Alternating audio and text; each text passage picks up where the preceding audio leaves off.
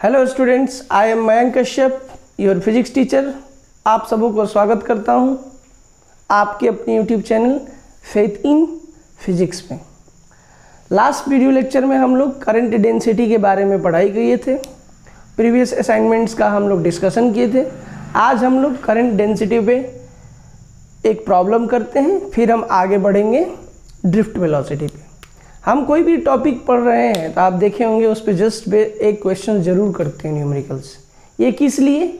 ताकि हम कोई भी कॉन्सेप्ट सीखते हैं तो उस कॉन्सेप्ट का एप्लीकेशन कर पाए, और आप अचानक से कोई भी कॉम्पिटिटिव एग्जामिनेशन का फिजिक्स का क्वेश्चंस अचानक लगाने जाएंगे तो आपको प्रॉब्लम होगा, क्योंकि आप एक प्रोसेस होता है। आप देखे होंगे कोई भी आप अगर काम करेंगे, आप देखते होंगे आप कोई भी काम करते हैं तो उसका सबसे इम्पोर्टेंट पार्ट होता है प्रोसेस, कि प्रोसेस आप कितने अच्छे से कर रहे हो। यही चीज़ है फिज़िक्स में भी। आप 10 बुक बनाने से, 10 टफ प्रॉब्लम बनाने से इस बात की गारंटी नहीं है कि आपको फिज़िक्स आ ही जाएगा और आप जाके एग्ज़ाम में फ़िज़िक्स का प्रॉब्लम बना ही लेंगे। बट अगर आप फिज़िक्स का कॉन्सेप्ट अच्छे से सीख रहे हैं और उस कॉन्सेप्ट को अप्लाई कर पा रहे हैं खुद से, और वो अप्लाई करने आपको आ रहा है, जो कि धीरे धीरे आएगा, तो आप बेहिचक बिना किसी डाउट के आप जाएंगे तो ज़रूर आप क्वेश्चंस बनाएंगे आप किसी भी कॉम्पिटिटिव एग्जामिनेशन में। इसीलिए सबसे इम्पोर्टेंट है कि कैसे हम कॉन्सेप्ट का एप्लीकेशन करते हैं वो सीखना है ना। तो हम टाइम वेस्ट नहीं करते हैं, तुरंत आते हैं क्वेश्चंस पर, देखते हैं कैसे हम क्वेश्चंस का सॉल्व करते हैं, सॉल्यूशन बनाते हैं, और हम जो कॉन्सेप्ट पढ़ते हैं उसका इसमें कैसे एप्लीकेशन करते हैं। तो देखिए, जब भी हम क्वेश्चंस देखेंगे तो आपका सबसे पहला ये मतलब आपके आदत में होना चाहिए, क्वेश्चंस दिखा तो ऐसा नहीं कि बहुत लोग होता है कि ये क्वेश्चंस इस टाइप का बनाया हुआ है तो तुरंत सॉल्यूशन उसका बनाने लगता है। नहीं, कोई भी क्वेश्चंस मिले, चाहे वो इजी हो चाहे वो टफ हो। टफ क्या मतलब कि चाहे आपको लगता है कि नहीं बन रहा है तो टफ है, तो अगर कैसा भी क्वेश्चंस मिले तो सबसे पहले हम क्वेश्चंस को पढ़ेंगे। हम पढ़ें, पहला लाइन दिया, an electron beam has an aperture of 1 mm²। पहला लाइन पढ़ा, हमने देखा कि जो इलेक्ट्रॉन बीम है उसका अपर्चर दिया हुआ है, यानी एरिया ऑफ क्रॉस सेक्शन दिया हुआ है। वो एरिया कितना है? 1 mm²। यानी कि हम क्वेश्चंस पढ़ेंगे और जो क्वेश्चंस में गिवन दिया रहेगा उसको हम सबसे पहले नोट करेंगे। ये दिया, ये 1 mm² है, इसको स्टैंडर्ड यूनिट में कन्वर्ट करेंगे। इसको हम लिख सकते हैं 10⁻³ मीटर का होल स्क्वायर।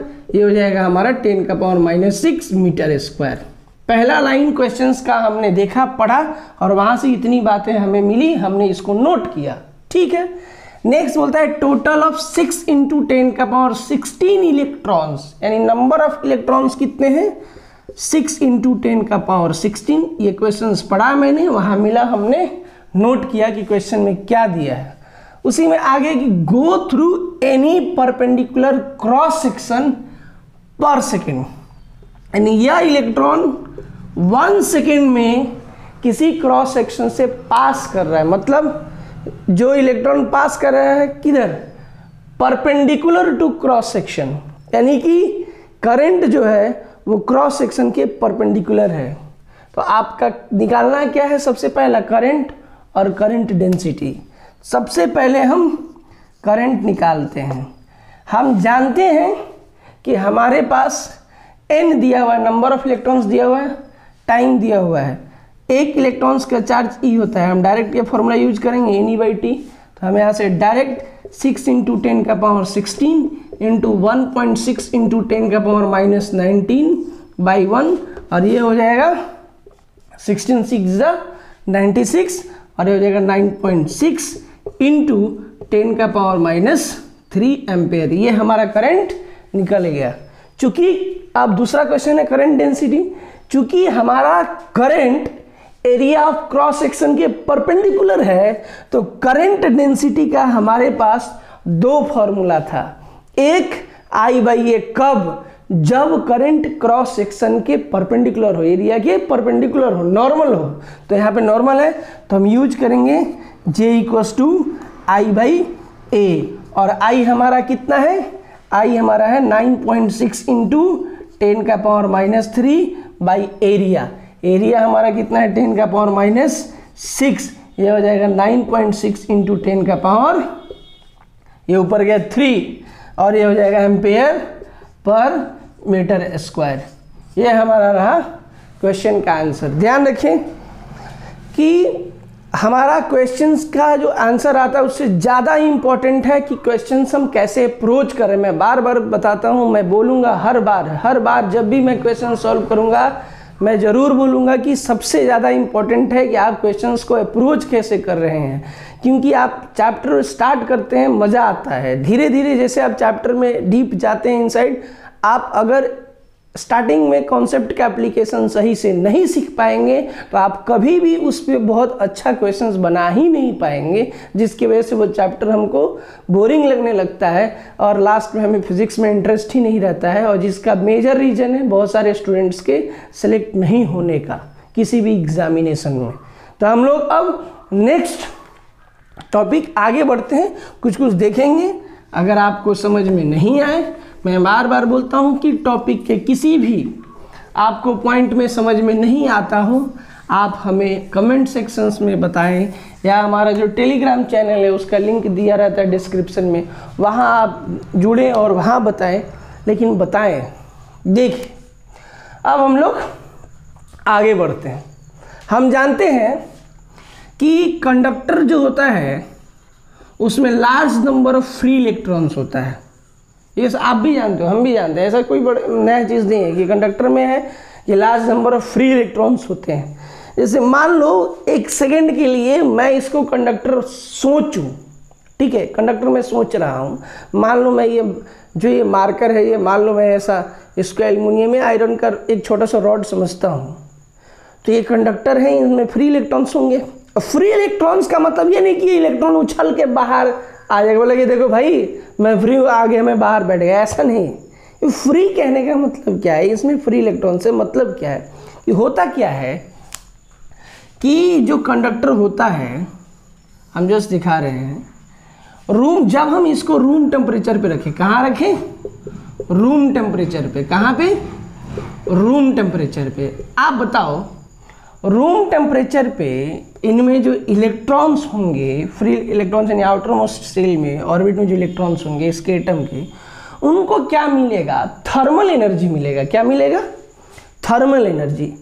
तो उस थर्मल एनर्जी के कारण क्या होगा, इनको ये थर्मल वेलोसिटी गेन करेंगे। क्या गेन करेंगे, ये थर्मल वेलोसिटी। और वो जो थर्मल वेलोसिटी गेन करेंगे तो वो थर्मल वेलोसिटी ऐसा होगा कि ये रैंडमली ओरिएंटेड होंगे, ये सारे रैंडमली, इनको थर्मल वेलोसिटी तो मिलेगा लेकिन ये क्या, रैंडम डायरेक्शन में, इस तरीके से, इस प्रकार से कि उनकी एवरेज थर्मल वेलोसिटी जो होगी वो 0 होगी। मैं फिर से रिपीट करता हूँ कि जो कंडक्टर होता है उसमें large number of free electrons होता है, ठीक है। अब रूम टेम्परेचर पे इन फ्री इलेक्ट्रॉन्स को आपको थर्मल एनर्जी मिलता है। उस थर्मल एनर्जी के कारण क्या होता है कि ये रैंडमली मूव करते हैं, है ना, इनको थर्मल वेलोसिटी मिलता है ना, और वो इस तरीके से रैंडमली ओरिएंटेड होते हैं ताकि उनकी एवरेज थर्मल वेलोसिटी क्या हो जाए, 0 हो जाए। देखो मान लो कि इसमें मान लीजिए कि लेट n फ्री इलेक्ट्रॉन्स है, कितने हैं, n फ्री इलेक्ट्रॉन्स, कितने फ्री इलेक्ट्रॉन्स हैं, n फ्री इलेक्ट्रॉन्स हैं किसी टाइम पे, और उनकी थर्मल वेलोसिटी जो है, let their thermal velocities be u1 u2 un। तो हमने अभी भी बोला ना कि भाई कंडक्टर में तो large number of free electrons होता है, और रूम टेम्परेचर पे क्या होता है कि ये free electrons thermal energy gain करता है, और उस थर्मल एनर्जी के कारण ये क्या होता है, इनके पास थर्मल वेलोसिटी होता है, और वो थर्मल वेलोसिटी रैंडमली ओरिएंटेड होता है ऑल पॉसिबल डायरेक्शन में, ऑल पॉसिबल डायरेक्शन, इस तरीके से कि उनकी एवरेज थर्मल वेलोसिटी क्या होती है, 0 होती है। तो हमने मानो कि n फ्री इलेक्ट्रॉन्स हैं और उनकी थर्मल वेलोसिटी मान लो U1 U2 UN है, तो ये तो थर्मल वेलोसिटी रैंडमली ओरिएंटेड होगा, है हर पॉसिबल डायरेक्शन में ये रैंडमली ओरिएंटेड है, इस तरीके से कि इनकी एवरेज थर्मल वेलोसिटी क्या हो जाए, 0 हो जाए, है कि नहीं। तो हम क्या लिखेंगे, प्लस UN/n, ये क्या हो जाएगा हमारा 0। समझ में आ रहा है कि नहीं। हमने पहले ही बोला कि रूम टेम्परेचर पे कंडक्टर के पास फ्री इलेक्ट्रॉन्स होता है, ये फ्री इलेक्ट्रॉन्स थर्मल एनर्जी के कारण इनको थर्मल वेलोसिटी ये गेन करते हैं, और वो थर्मल वेलोसिटीज़ क्या होता है, रैंडमली ओरिएंटेड होता है ऑल पॉसिबल डायरेक्शन में, इस प्रकार से कि उनकी एवरेज थर्मल वेलोसिटीज़ क्या है, 0 है। ठीक है, ये जस्ट ध्यान रखेंगे, हमारा आगे काम आएगा। मैं अब आगे देखो, याद रखना कि ये जो हमारा ये थर्मल एनर्जी के कारण ये जो फ्री इलेक्ट्रॉन्स थर्मल मोशन में है, या ये थर्मल एनर्जी के कारण जो ये थर्मल वेलोसिटी गेन कर रहा है, इसके वजह से हमारा कोई करंट फ्लो नहीं करता है। याद रखना कि there is no flow of current due to thermal motion of free electrons in conductor. मतलब अगर आप कंडक्टर को रूम टेम्परेचर पे रख दें, मतलब सीधा सा मतलब है कि एक जो है लोहे का रॉड अगर रूम टेम्परेचर पे जस्ट रूम में रखा हुआ है, एक कमरे में रखा हुआ है, तो उसमें कोई करंट फ्लो नहीं करेगा। लेकिन जैसे ही हम उसके दोनों एंड पे के क्रॉस पोटेंशियल डिफरेंस डेवलप कराए, तो वहाँ पे करंट फ्लो करेगा। हम आगे देखेंगे। और कि ये जो फ्री इलेक्ट्रॉन्स को थर्मल एनर्जी मिल रहा है, या इस रूम टेम्परेचर के कारण जो थर्मल एनर्जी मिल रहा है, या यूं कहें जो इस फ्री इलेक्ट्रॉन्स को जो रूम टेम्परेचर की वजह से जो स्पीड गेन कर रहे हैं, उसी को हम बोलते हैं आरएमएस स्पीड। क्या बोलते हैं उसको हम, आरएमएस स्पीड। और इन फ्री इलेक्ट्रॉन्स का जो आरएमएस स्पीड का ऑर्डर होता है, वो आपका रूम टेम्परेचर पे लगभग 10 का पावर 5 मीटर पर सेकेंड होता है। हमने जो भी बात कहा बहुत शॉर्ट में एक समअप करते हैं। हमने कहा कि रूम टेम्परेचर में कंडक्टर में फ्री इलेक्ट्रॉन्स मौजूद होता है। जी सर, होता है। वो फ्री इलेक्ट्रॉन्स को क्या होता है, थर्मल एनर्जी मिलता है, बिल्कुल। उसके कारण क्या होता है, उनको थर्मल वेलोसिटी मिलेगा, जो कि ऑल पॉसिबल डायरेक्शन में रैंडमली ओरिएंटेड होता है, जिसके वजह से एवरेज थर्मल वेलोसिटी 0 होता है। ठीक है, थर्मल मोशन के कारण कोई करंट फ्लो नहीं करता है। टेम्परेचर के कारण जो फ्री इलेक्ट्रॉन्स के पास स्पीड मिलता है, उसको हम बोलते हैं कौन सी स्पीड, आरएमएस स्पीड। और उसकी ऑर्डर कितनी होती है, 10 का पावर 5 मीटर पर सेकेंड। अब देखो, मैं मिटाता हूं। अब देखिए, इसी में हम आगे देखें, इसी कंडक्टर को हम ध्यान से देखें, तो अगर हम इसको बैटरी से जब कनेक्टेड किए, इसके दोनों एंड को किससे कनेक्टेड किए, बैटरी से। किससे कनेक्ट किए, बैटरी से। हमको मालूम है कि इसमें क्या फ्री इलेक्ट्रॉन्स हैं। तो जब बैटरी से कनेक्ट किए तो क्या हुआ, यहाँ पे हमारा इलेक्ट्रिक फील्ड डेवलप हुआ। किधर इलेक्ट्रिक फील्ड, इधर, हायर टू लोअर। हमेशा इलेक्ट्रिक फील्ड किधर होता है, हायर टू लोअर। तो इधर इलेक्ट्रिक फील्ड डेवलप हुआ, जो जिसके वजह से इलेक्ट्रॉन्स पे क्या लगा, फोर्स लगा। इधर फोर्स लगा तो क्या मिला, इधर इसको एक्सेलरेशन मिला, है ना। उस एक्सेलरेशन के कारण क्या हुआ, इलेक्ट्रॉन इधर ड्रिफ्ट किया। तो ध्यान रहे, ये जो इलेक्ट्रॉन अप्लाइड इलेक्ट्रिक फील्ड के अपोजिट डायरेक्शन में जो शिफ्ट कर रहा है या ड्रिफ्ट करता है, जिस एवरेज वेलोसिटी के साथ, उसी एवरेज वेलोसिटी को हम ड्रिफ्ट वेलोसिटी कहते हैं। मैं फिर से रिपीट करूं तो हमने क्या कहा, मैंने पहले ही कहा कि जब कभी भी आप कंडक्टर को रूम टेम्परेचर पे रखेंगे तो उसमें कोई करंट फ्लो नहीं करेगा, क्योंकि वहाँ पे थर्मल मोशन हो रहा है फ्री इलेक्ट्रॉन्स का। लेकिन जैसे ही आप उसके दोनों एंड को बैटरी से कनेक्ट करेंगे तो यहाँ पे इलेक्ट्रिक फील्ड डेवलप करेगा, जिसके वजह से इलेक्ट्रॉन्स पे फोर्स लगेगा, एक्सेलरेशन मिलेगा और इलेक्ट्रॉन शिफ्ट करेगा या ड्रिफ्ट करेगा अप्लाइड इलेक्ट्रिक फील्ड के अपोजिट डायरेक्शन में। तो वो जिस एवरेज वेलोसिटी के साथ फ्री इलेक्ट्रॉन से ड्रिफ्ट करती है opposite to the applied electric field, उसी एवरेज वेलोसिटी को हम ड्रिफ्ट वेलोसिटी बोलते हैं। हम देख लेते हैं, मान लो इसमें n फ्री इलेक्ट्रॉन्स थे, ठीक है, इलेक्ट्रिक फील्ड E है, तो आप बताओ इस पे जो फोर्स लगा एक इलेक्ट्रॉन्स की अगर बात करें तो फोर्स कितना लगेगा, -E इंटू ई। मान लो कि m जो है, मान लो मास है ईच इलेक्ट्रॉन का, क्या है, मास ऑफ ईच इलेक्ट्रॉन, हमने ऐसा माना। तो बताओ आप यहां से एक्सेलरेशन क्या लिखेंगे, फोर्स बाई मास, यहां से कितना हो जाएगा, -EE/m। आपने देखा n फ्री इलेक्ट्रॉन्स थे और सबका एवरेज थर्मल वेलोसिटी, सबका थर्मल वेलोसिटी हमने क्या माना था, U1 U2 U1 माना था कि नहीं माना था।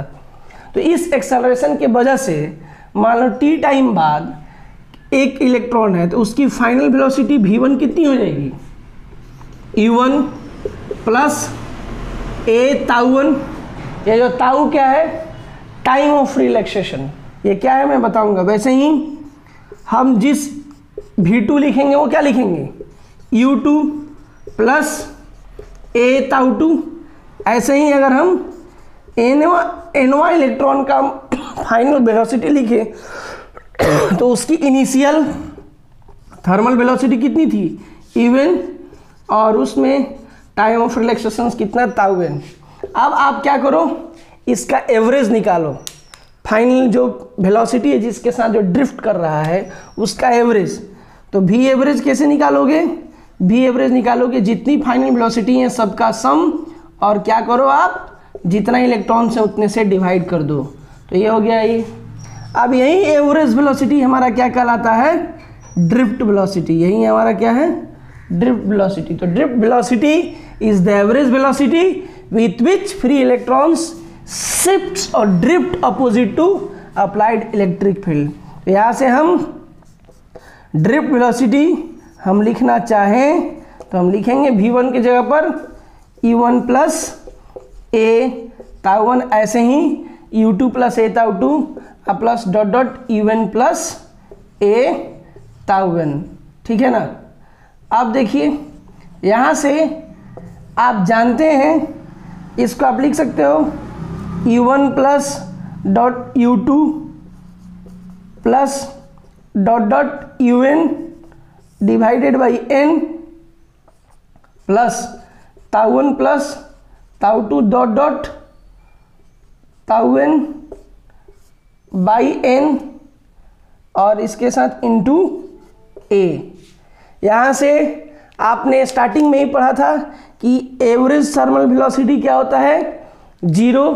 तो आप लिख सकते हैं इसी चीज़ को, हम यहाँ पे लिख सकते हैं, यहाँ से हम लिख सकते हैं VD इक्वल्स टू, ये तो टर्म पूरा 0 हो गया, तो बचा क्या, a इंटू ताउ1 प्लस ताउ2 plus tau n by n, और इसी को हम लिख सकते हैं ताउ से, और ताउ का मतलब क्या होता है हमारा, ताउ का मतलब होता है average relaxation time. Average relaxation time का मतलब होता है, एवरेज रिलैक्सेशन टाइम का कहने का मतलब हुआ कि average time between two successive collision, यानी कि दो सक्सेसिव कॉलिजन के बीच में कितना टाइम लग रहा है। Average time between two successive collision को ही हम बोलते हैं रिलैक्सेशन टाइम या एवरेज रिलैक्सेशन टाइम, ठीक है। आगे अब हम लिख सकते हैं यहाँ से इसी VD को क्या लिखेंगे हम, -EE ताउ बाई m। यहाँ से हमारा ड्रिफ्ट वेलोसिटी का फॉर्मूला पता चल गया। अब हम आपको फिर से रिपीट कराते हैं ड्रिफ्ट वेलोसिटी के बारे में, ठीक है। ध्यान से देखिए, तो सबसे पहले हमने क्या देखा था कि भैया कंडक्टर हमने लिया था, हमने बताया था कि कंडक्टर में large number of free electrons होते हैं, रूम टेम्परेचर पे वो free electrons thermal energy gain करता है, यानी कि उसको थर्मल एनर्जी के कारण उसके पास थर्मल वेलोसिटी आता है और वो रैंडमली डायरेक्टेड होता है ऑल पॉसिबल डायरेक्शन में। इसका मतलब कि U1 plus U2 plus UN by N क्या होगा, 0 होगा। फिर हमने ये भी बोला कि थर्मल मोशन के कारण करंट फ्लो नहीं करता है और टेम्परेचर के वजह से जो फ्री इलेक्ट्रॉन्स की स्पीड होती है उसको हम RMS कहते हैं और उसका हमने ऑर्डर भी बताया था 10⁵ मीटर पर सेकेंड के ऑर्डर में होता है। फिर हमने बोला कि जैसे ही आपने कंडक्टर में दोनों एंड में पोटेंशियल डिफरेंस डेवलप कराया, यानी बैटरी से कनेक्ट किया, तो यहाँ पे इलेक्ट्रिक फील्ड डेवलप करेगा। Electric field higher to lower होता है। इलेक्ट्रॉन पे फोर्स लगेगा इलेक्ट्रिक फील्ड के अपोजिट डायरेक्शन में, क्योंकि इलेक्ट्रॉन पे चार्ज नेगेटिव है। Force -E into E. तो अगर मान लो m मास है ईच इलेक्ट्रॉन का, तो एक्सेलरेशन कितना होगा, फोर्स बाई मास, यानी -E बाई m। इस एक्सेलरेशन के कारण इनिशियली उनकी थर्मल वेलोसिटी थी U1, तो V1 कितना होगा, E1 प्लस a ताउ1। ताउ1 का मतलब हुआ रिलैक्सेशन टाइम। फिर हमने V2 U2 प्लस a ताउ2 ऐसे ही Vn लिखा।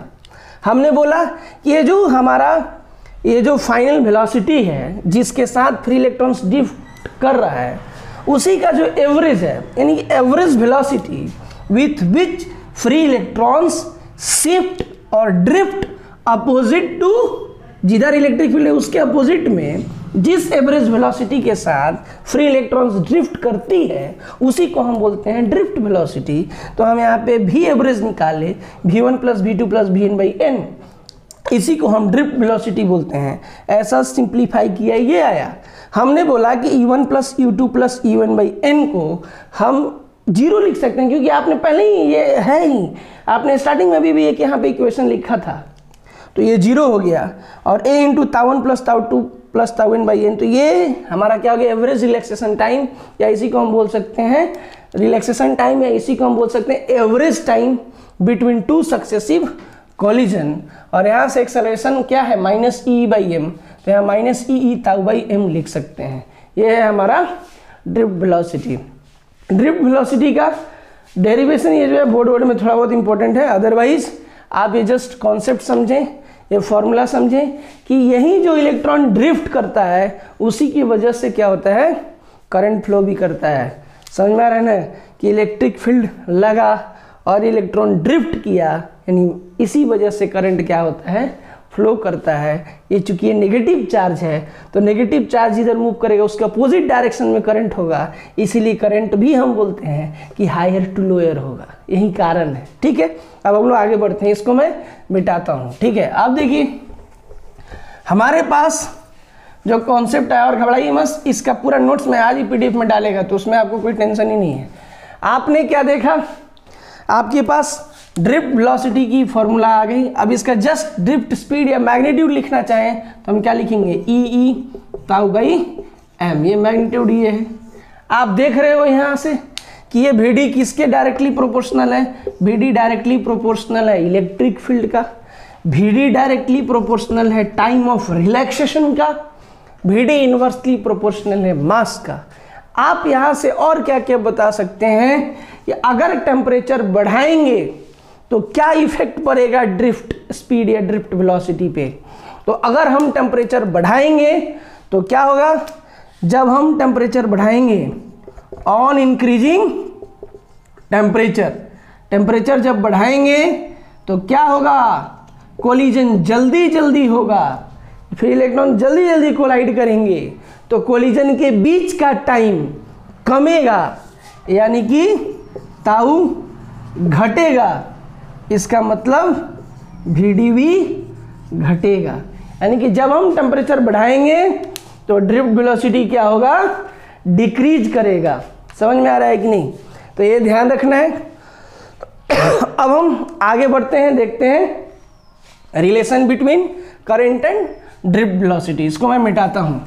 तो देखिए अभी हमने जो इंपॉर्टेंट बातें देखी वो हमने देखा, ड्रिफ्ट वेलोसिटी देखा कि ड्रिफ्ट वेलोसिटी इसी के कारण से करंट फ्लो करता है। हमने ये भी देखा कि कैसे रूम टेम्परेचर में या थर्मल मोशन के कारण कोई करंट फ्लो नहीं करता है, क्या है ड्रिफ्ट वेलोसिटी, कैसे वो टेम्परेचर पे डिपेंड करता है। अब हम देखने जा रहे हैं relation between current and drift velocity. बिल्कुल घबराना नहीं है, relation between I and V D देखेंगे। मान लीजिए हमने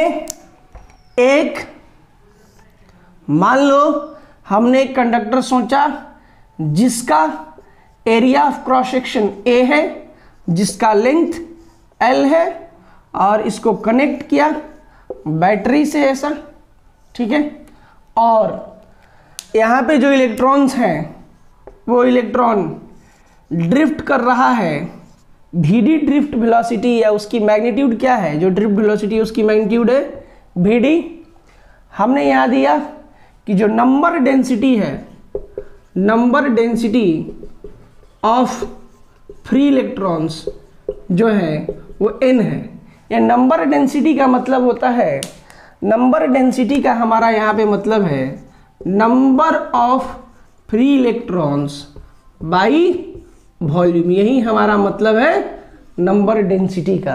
तो हमको इसी में क्या निकालना है कि ये कितना करंट फ्लो कर रहा है, आई और वी डी में रिलेशन निकालना है। बस देखते हैं, अब ध्यान से देखो, मुझे बताओ नंबर डेंसिटी मालूम है तो नंबर ऑफ फ्री इलेक्ट्रॉन्स क्या लिखेंगे, नंबर ऑफ फ्री इलेक्ट्रॉन्स लिखेंगे नंबर डेंसिटी, ध्यान से देखिए, नंबर डेंसिटी इंटू वॉल्यूम लिखेंगे, नहीं लिखेंगे, इंटू वॉल्यूम। इसका मतलब नंबर ऑफ फ्री इलेक्ट्रॉन्स हमारा निकल जाएगा, नंबर डेंसिटी कितना n और वॉल्यूम कितना होता है area of cross section into length. तो एरिया ऑफ क्रॉस सेक्शन है, लेंथ है ये। तो टोटल चार्ज कितना फ्लो कर रहा है, चार्ज हमारा निकल जाएगा, चार्ज Q ये निकल जाएगा number of free electrons into electronic charge. अच्छा, अब ध्यान से देखो, ये हमारा क्या है चार्ज। इस चार्ज को यहाँ से यहाँ आने में टाइम कितना लगेगा, डिस्टेंस बाई स्पीड, यानी स्पीड कितना, इतना, तो टाइम निकल गया। अच्छा, I कितना होता है Q बाई टी, तो हम I को क्या लिख सकते हैं, Q की जगह पर NALE by L by V D, LL cancel, यहाँ से I निकल गया NAE वी डी, यानी कि यही है हमारा करंट और ड्रिफ्ट वेलोसिटी में रिलेशन। मैं फिर से रिपीट करूं, हम क्या कर रहे थे, करंट और ड्रिफ्ट वेलोसिटी के बीच का रिलेशन निकाल रहे थे। हमने क्या करा, ये प्रूफ बहुत इंपॉर्टेंट है बोर्ड के लिए, और कॉन्सेप्ट समझते हैं। हमने एक कंडक्टर सोचा जिसका क्रॉस सेक्शनल एरिया A है, लेंथ L है, इसके दोनों एंड के बीच में ये बैटरी कनेक्टेड है। जिधर इलेक्ट्रिक फील्ड होगा हमें मालूम है उसके अपोजिट डायरेक्शन में इलेक्ट्रॉन्स ड्रिफ्ट करते हैं। ड्रिफ्ट वेलोसिटी Vd है, लेंथ L है, इसमें नंबर डेंसिटी दिया हुआ है n है। तो नंबर डेंसिटी का मतलब क्या होता है, number of free electrons by volume. तो जब number of free electrons by volume n है तो नंबर ऑफ फ्री इलेक्ट्रॉन्स कितना होगा, नंबर डेंसिटी इंटू वॉल्यूम, यानी n इंटू वॉल्यूम। तो चार्ज कितना होगा, इतना इलेक्ट्रॉन इंटू इलेक्ट्रॉनिक चार्ज, तो हमारा चार्ज निकल गया। इसका टाइम कितना लगेगा यहाँ से यहाँ तक आने में, तो डिस्टेंस बाई स्पीड, तो हमारा I निकल गया Q बाई टी, एक ये हमारा ये आया NAE वी डी। ध्यान रखेंगे। अब हम आगे बढ़ते हैं इसी में, देखिएगा, घबराइएगा मत, मिटाता हूँ मैं इसको। आप देखो, हमने जो जो पढ़ा उसको हम थोड़ा सम अप करते हैं, फिर हम आगे बढ़ेंगे, ठीक है। देखिए, ध्यान दीजिए, हमने क्या देखा, हमने ये देखा अभी ड्रिफ्ट वेलोसिटी क्या होता है, E ताऊ बाई एम, उसका मैग्नीट्यूड की बात कर रहे हैं।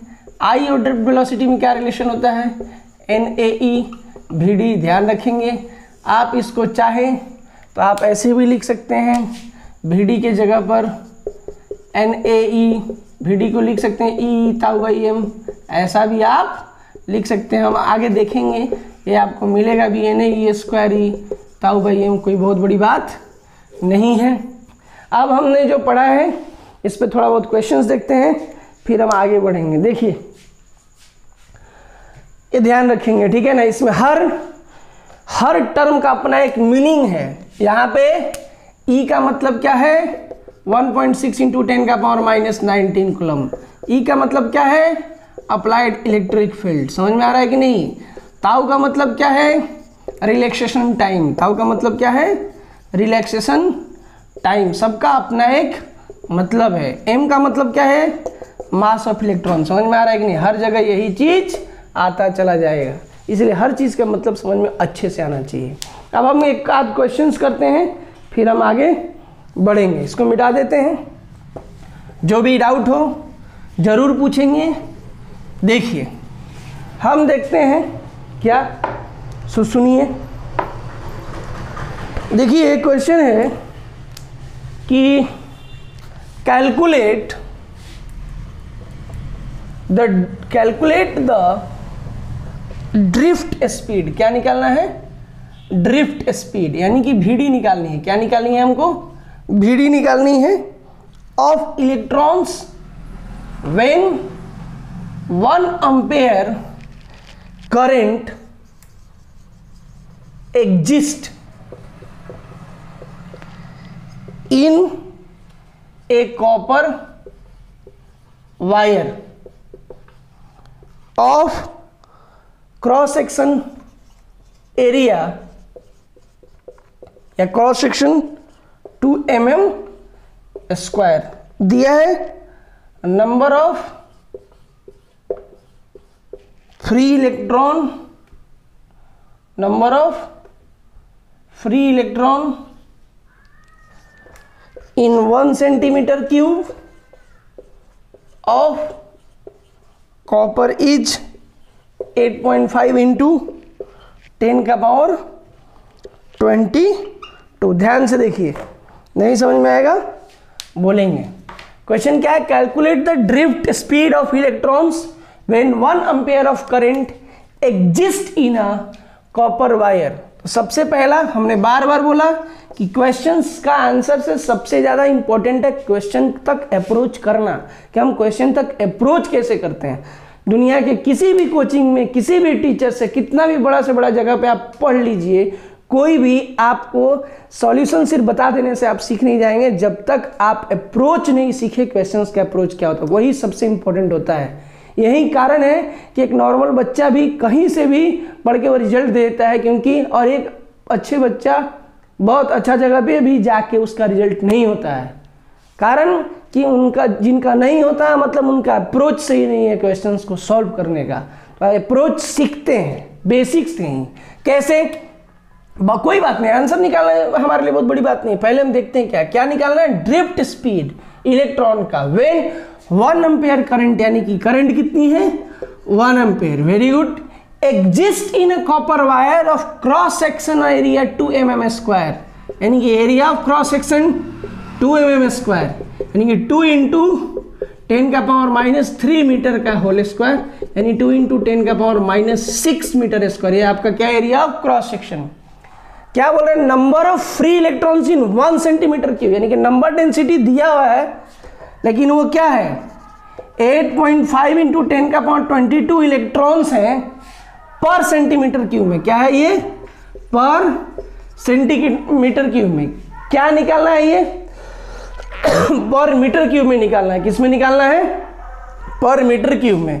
तो पर मीटर क्यूब में निकालने के लिए हम क्या करेंगे, 8.5 इंटू 10 का पावर 22 बाई 10 का पावर माइनस 2 मीटर का होल क्यूब, और यहाँ से नंबर डेंसिटी हमारा आ गया 8.5 इंटू 10 का पावर 22 इंटू 10 का पावर 6 पर मीटर क्यूब। यहाँ से हो गया हमारा नंबर डेंसिटी, ये जस्ट हमारा आ गया 8.5 इंटू 10 का पावर 28 पर मीटर क्यूब। ये हमारा क्या आ गया, नंबर डेंसिटी।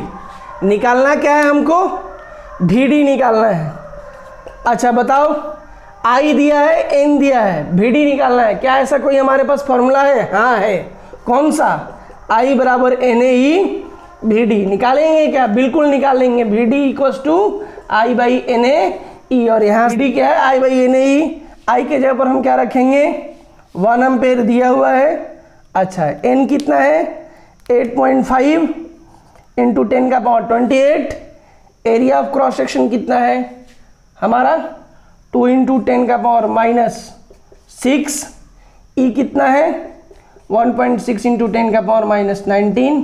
आप इसको सॉल्व करेंगे, इसका मैं आंसर बता दे रहा हूँ, मैच करना कि सर सही बोल रहे हैं कि गलत। ये आपका आएगा 3.6 इंटू 10 का पावर -5 मीटर पर सेकेंड। यही हमारा फाइनल आंसर होगा। हमने क्या बोला कि क्वेश्चंस का आंसर से सबसे ज़्यादा इंपॉर्टेंट है हमारा क्वेश्चन का process. Calculate the drift speed of electrons when 1 ampere current exist in a copper wire of cross section 2 mm²। The number of free electrons in 1 cm³ of copper इतना। हमने देखा कि पहला लाइन पढ़ा current 1 ampere है, area of cross section 2 mm² है, तो इसको हम इसको मीटर में बदले। जो नंबर ऑफ फ्री इलेक्ट्रॉन्स था पर cm³ में दिया था, नंबर डेंसिटी जो था, लेकिन हमको किस में निकालना है पर मीटर³ में। क्यों? क्योंकि नंबर ऑफ डेंसिटी का मतलब ही है, नंबर डेंसिटी का मतलब ही है number of free electrons per unit volume, या number of free electrons divided by volume. तो cm³ में था, उसको मीटर³ में कन्वर्ट किया। फॉर्मूला हम ये जानते थे, यूज किए, सॉल्व किए, हमारा ये आंसर आएगा। हम अब एक और क्वेश्चंस देखते हैं, ठीक है, ध्यान देना। इसको मैं मिटाता हूं। देखिए क्वेश्चंस क्या है कि ध्यान दो। क्वेश्चन है कि किसी पॉइंट पे जो हमारा करंट डेंसिटी है, क्या है, करंट डेंसिटी को किससे डिनोट करते हैं? जैसे ये तो वेक्टर क्वांटिटी है, वो दिया हुआ है हमारा 2 इंटू 10 का पावर 4 जे कैप, है ना, एम्पेयर पर मीटर स्क्वायर, ये दिया हुआ है। फिर बोलता है find rate of flow of charge, rate of flow of charge through, rate of flow of charge through a cross section, through a cross section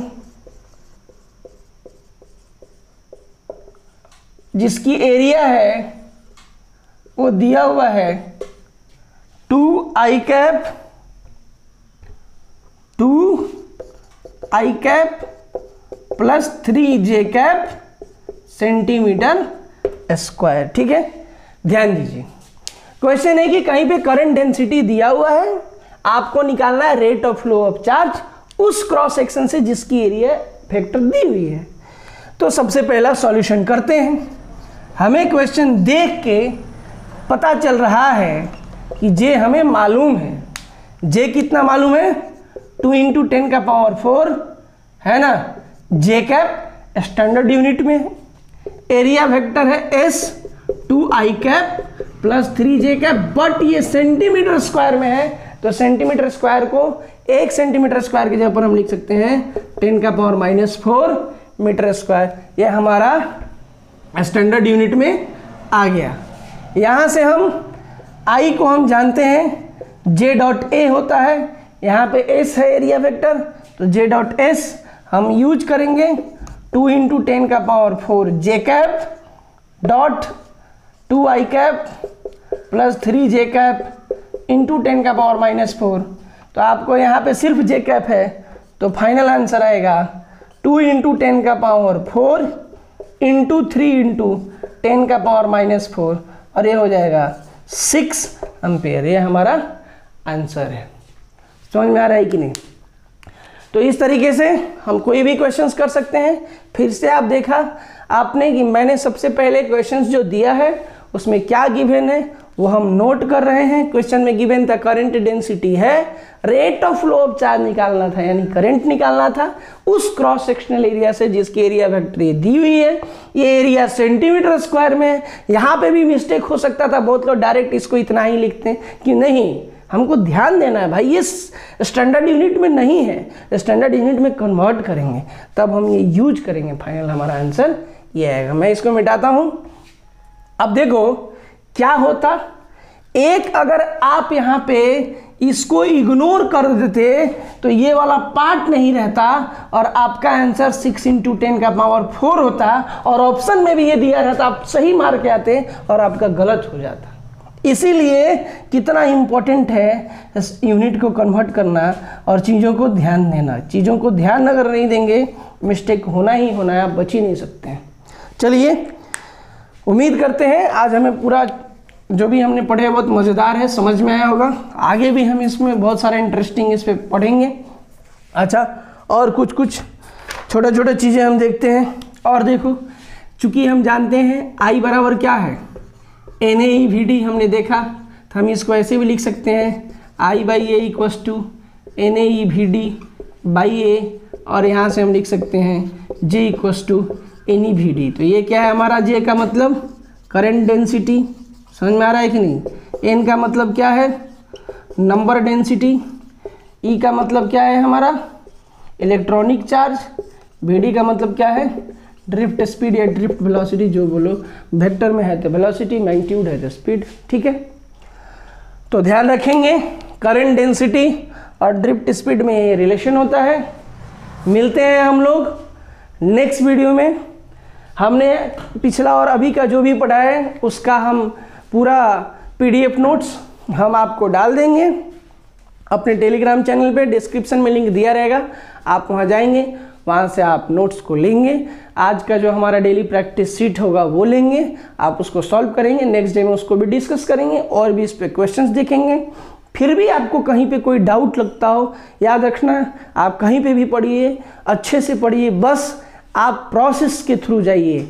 direct कोई शॉर्टकट नहीं है क्वेश्चंस को बनाने का, ऐसा कोई ये तरीका नहीं है, किसी के पास नहीं है कि आपको एक शॉर्टकट देगा और बोलेगा कि बा आपको मैं ये बना दूंगा, ऐसा कुछ नहीं। प्रोसेस सीखेंगे, हमारा काम अपने आप आसान होने लगेगा, आपको कॉन्फिडेंस आने लगेगा, आप खुद कोई क्वेश्चंस आप खुद करने लगोगे। ठीक है, होप कि आपको समझ में आ रहा हो। मिलते हैं नेक्स्ट वीडियो में, तब तक के लिए आप अच्छे से पढ़ाई कीजिएगा, अपना ध्यान रखिएगा, कॉन्सेप्ट को समझेंगे। और हाँ, वीडियो देख रहे हैं लाइक करेंगे, सब्सक्राइब करेंगे, शेयर करेंगे, क्योंकि हमारा वीडियो बनाने का मोटिवेशन आप लोग ही हैं।